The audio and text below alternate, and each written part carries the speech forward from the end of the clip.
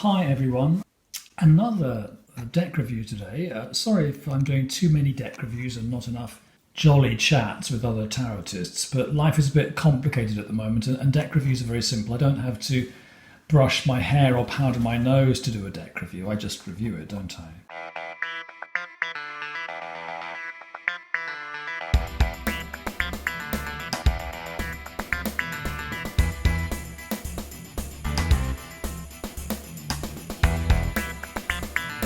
But this is a very special deck, the Tarot of 2012 by Alexander Daniloff, and I was looking forward to it a lot, saved up for it and got it sent from Italy a few months ago.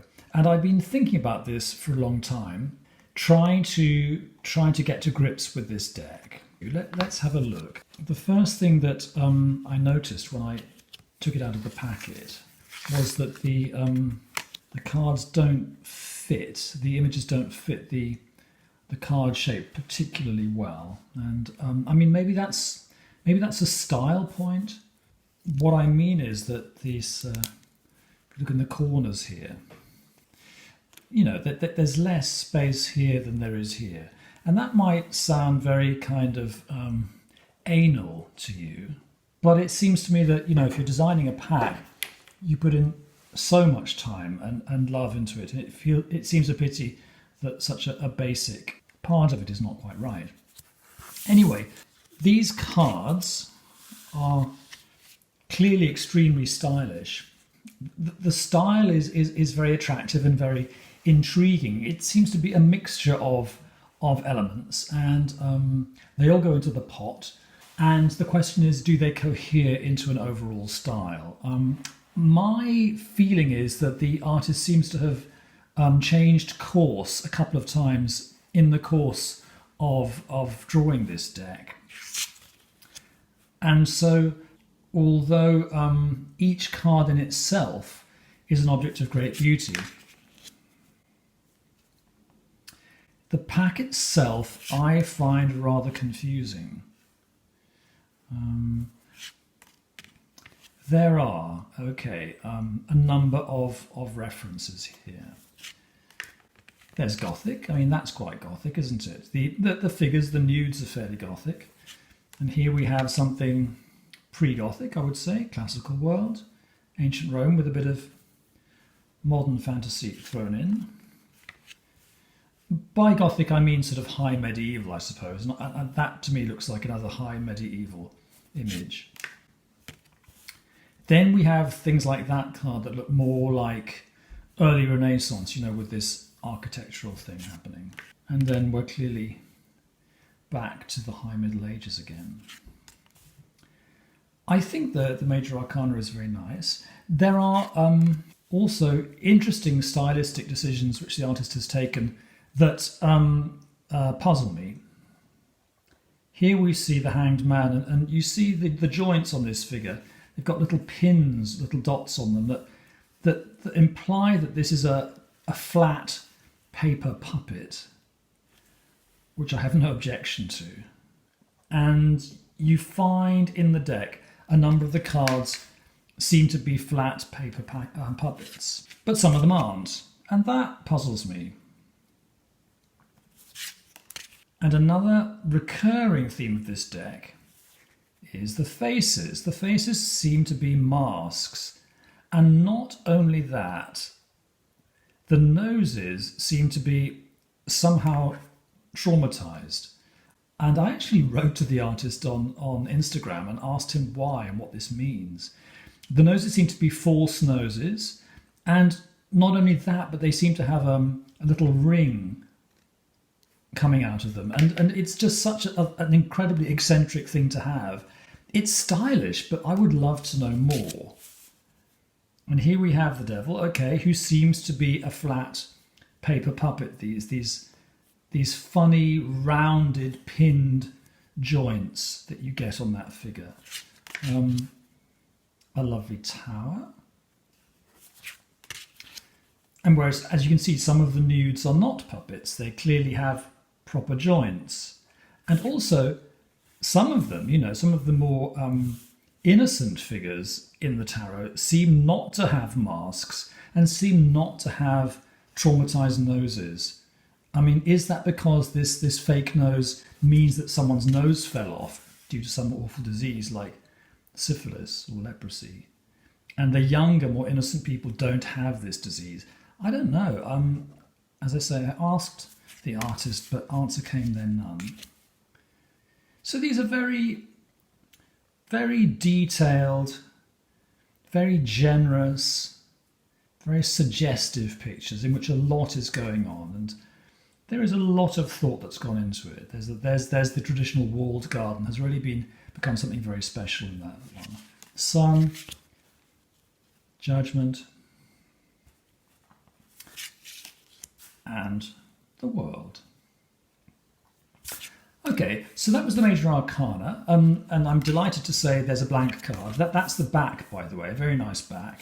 Cardstock is it's great. It's a very workmanlike cardstock. It's thin, but it shuffles like a dream, and it's like a nice playing card. It doesn't come across as a high class indie deck cardstock. It's just like working stuff. Okay, the Four Aces. The Four Aces is where I notice some quite strange astrological details coming in.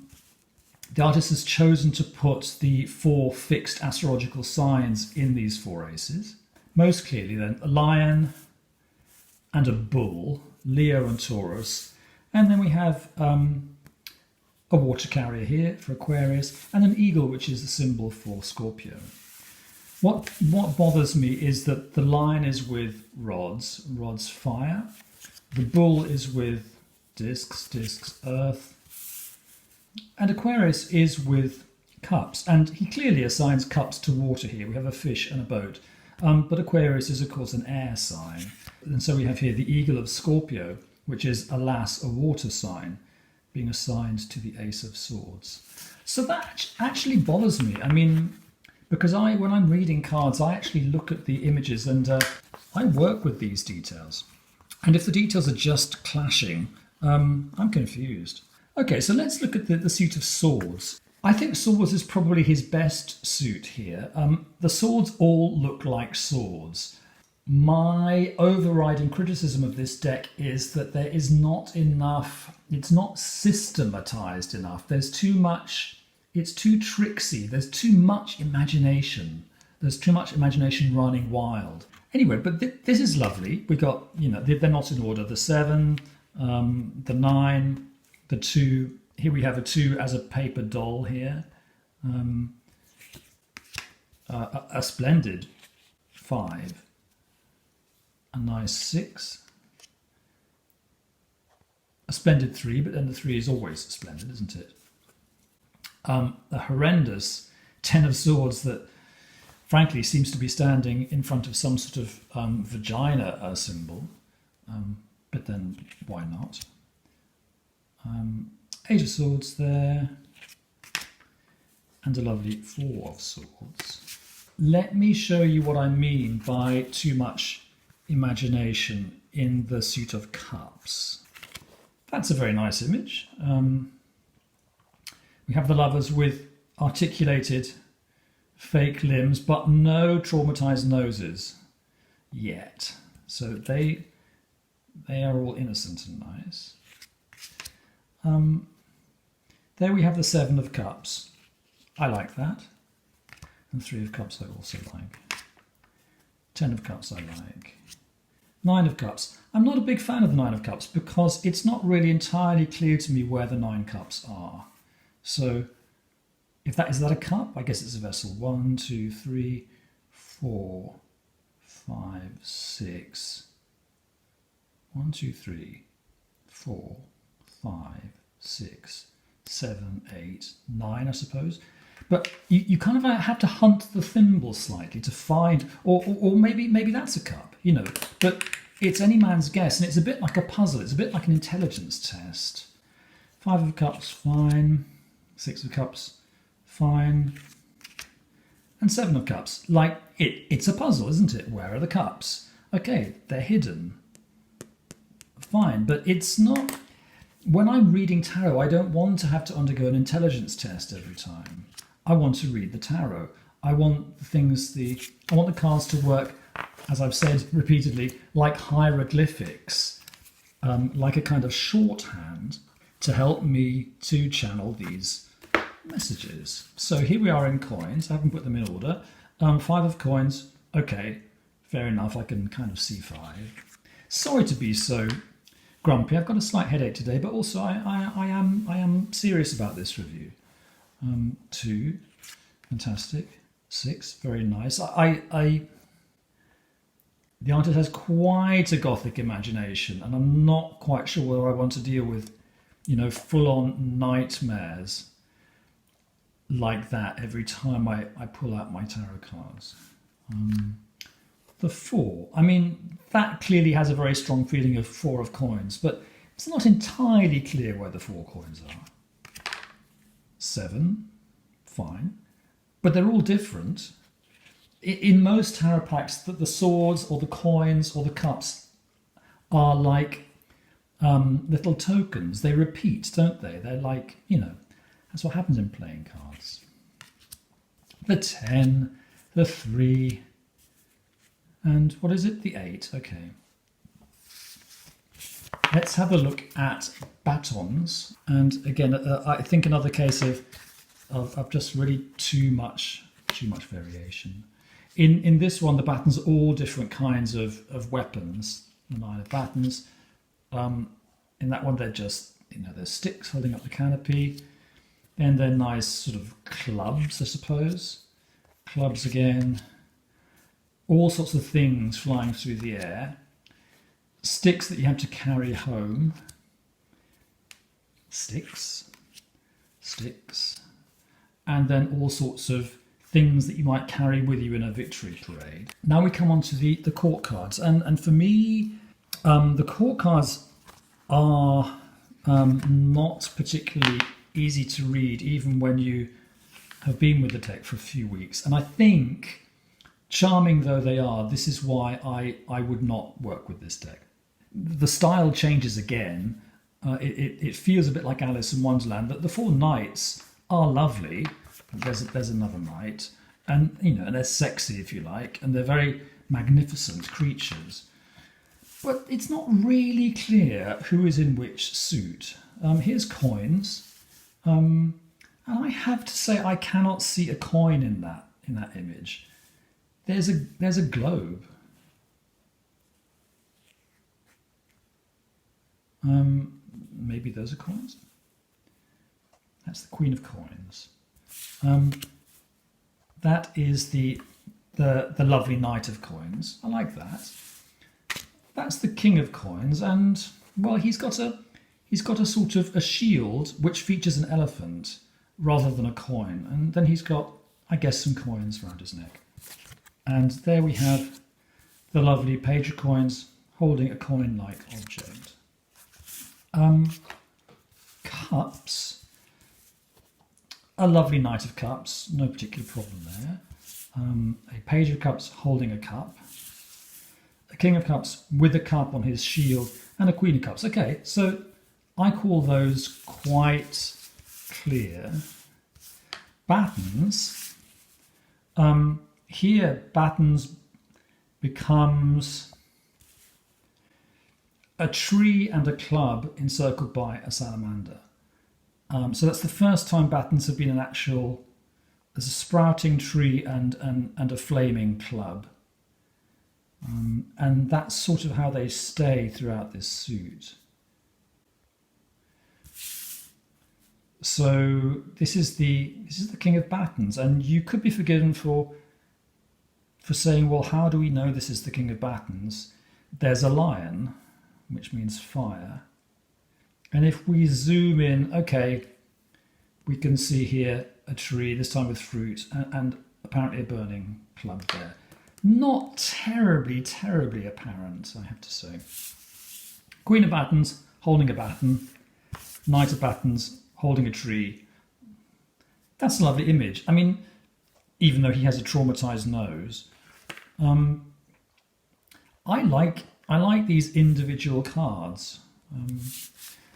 my question is, can I read with them? And when I took this pack out today and prepared to do the review, I pulled this one out and I was looking around it.